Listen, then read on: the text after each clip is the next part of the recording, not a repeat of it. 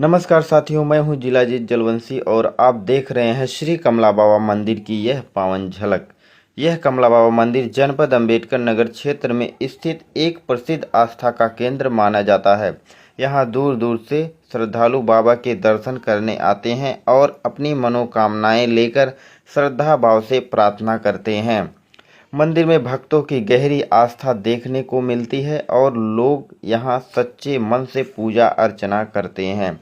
मान्यता के अनुसार यहां आने वाले श्रद्धालु अपने विश्वास और भक्ति के साथ बाबा से आशीर्वाद प्राप्त करते हैं और मन को शांति का अनुभव होता है। यह मंदिर लोगों की धार्मिक आस्था और विश्वास का एक महत्वपूर्ण स्थान है।